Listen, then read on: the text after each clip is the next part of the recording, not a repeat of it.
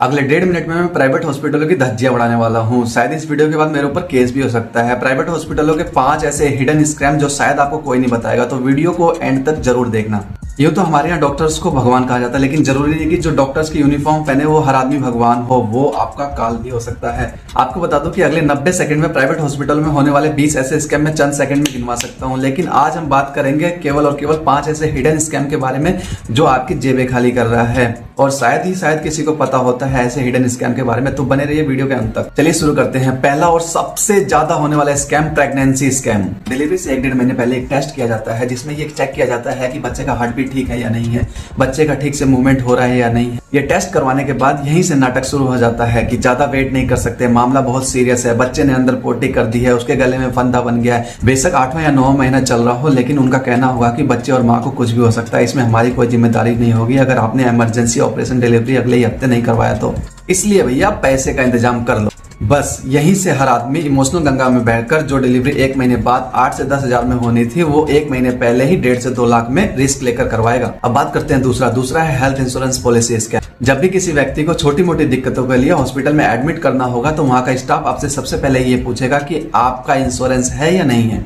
फिर जैसे ही आप बोलेंगे कि हमारा इंश्योरेंस है, तो वहां का स्टाफ ये समझ जाएगा कि इंश्योरेंस कंपनी को कैसे लूटना है। अब तुम्हें ऐसा लगेगा कि मेरा बिल तो इंश्योरेंस कंपनी पे कर रही है, मेरे जेब से क्या जा रहा है। भाई साहब, मैं आपको बता दूं कि अन्न बेशक पर आया हो, लेकिन पेट तो आपका ही है।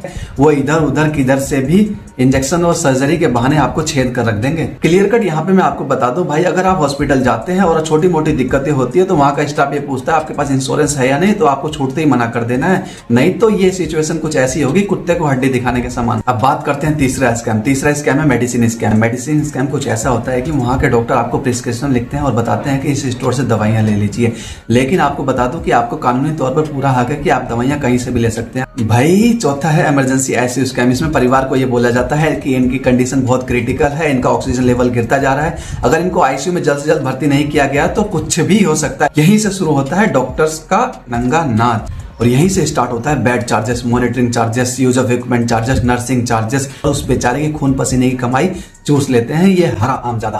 अब बात करते हैं 5वां और सबसे मेन ओवर प्राइसिंग स्कैम, जिसमें कस्टमर ध्यान ही नहीं देता है। जब आप हॉस्पिटल से डिस्चार्ज ले रहे होते हो तो आपको एक फाइनल बिल पे करना होता है, लेकिन यहाँ पर कई बेचारों को कुछ पता ही नहीं होता। उनसे जितना बोला जाता है वो उतना पे करके आ जाते हैं। लेकिन आपको बता दूं, यहाँ पर एमआरपी से महंगी दवाइयां, डिस्पोजल आइटमें, ग्लव्स, कॉटन किट, तमाम ऐसी चीजें जोड़कर आपके बिल में ऐड कर दिया जाता है, और आप 15 से 20 गुना की पेमेंट में आप उसको पे कर देते हैं।